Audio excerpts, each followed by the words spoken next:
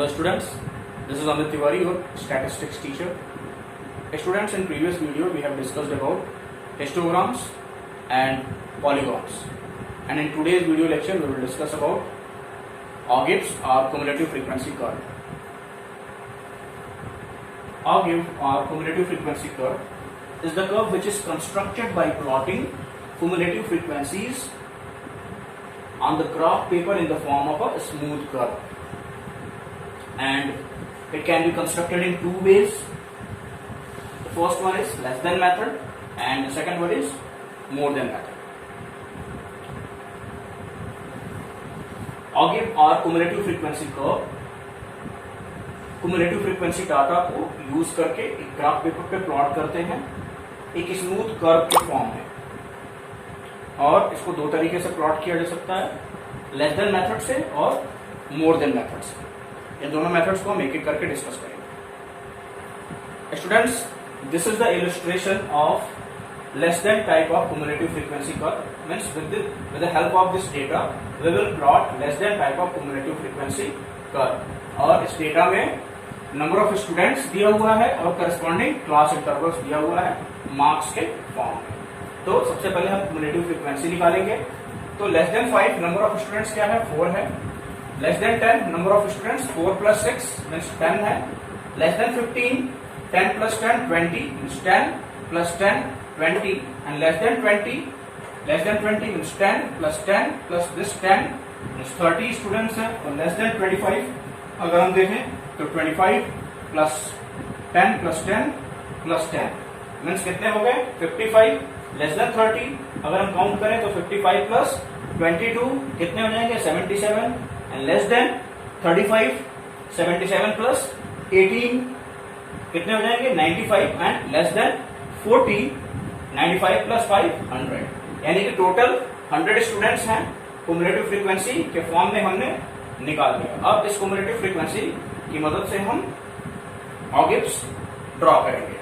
तो अगर हम देखें 0 to 5 क्लास इंटरवल में नंबर ऑफ स्टूडेंट्स कितने हैं 4 हैं, तो 4 समवेयर यहां पे आएगा,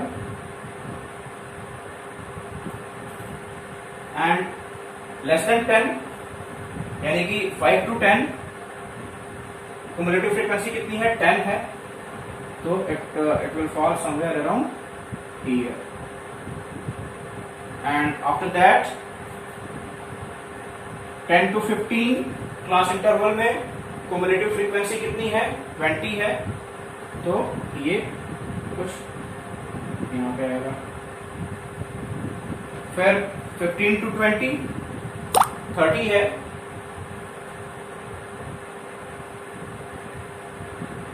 and 15 to 20 and 20 to 25 55 है,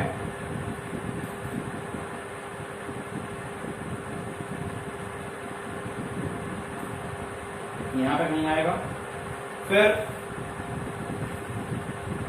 25 to 30 77,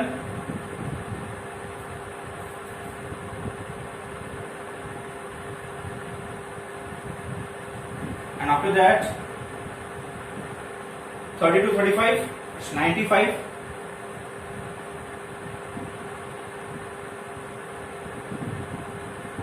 and 35 to 40 that's 100।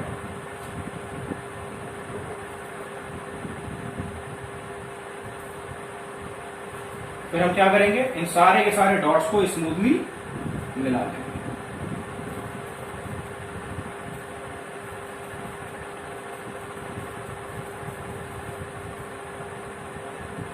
तो ये क्या हो गया, ये हमारा less than type cumulative frequency curve हो गया, जिसको कि हम OGIF भी बोलते हैं।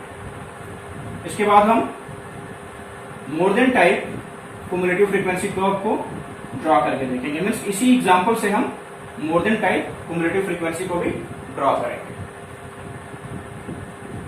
मीनवाइल अगर आप इसका स्क्रीनशॉट लेना चाहते हैं तो आप स्क्रीनशॉट ले लीजिए।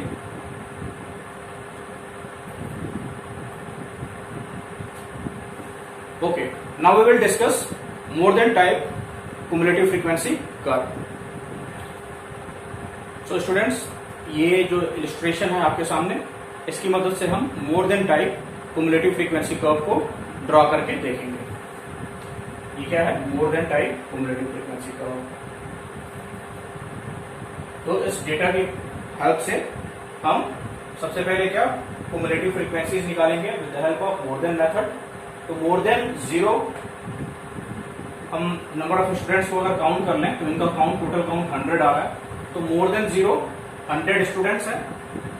मोर than 5 100 minus 4 is equal to 96।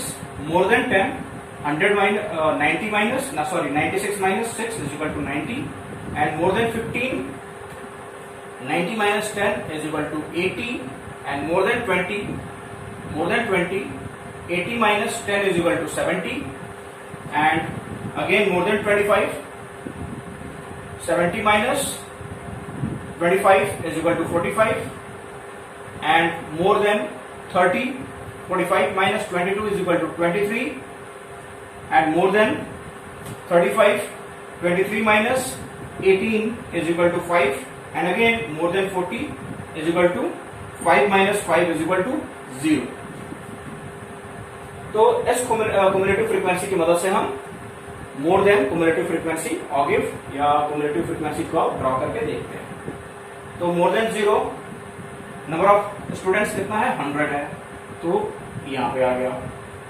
More than 5 कितना है? 96 है, तो ये तकरीबन आपका यहां पे आ जाएगा। Here. And again more than 10 90, more than 15 80, more than 20 70,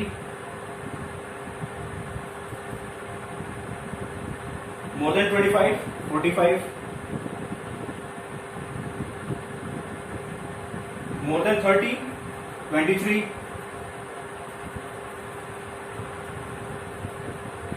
more than 35 5,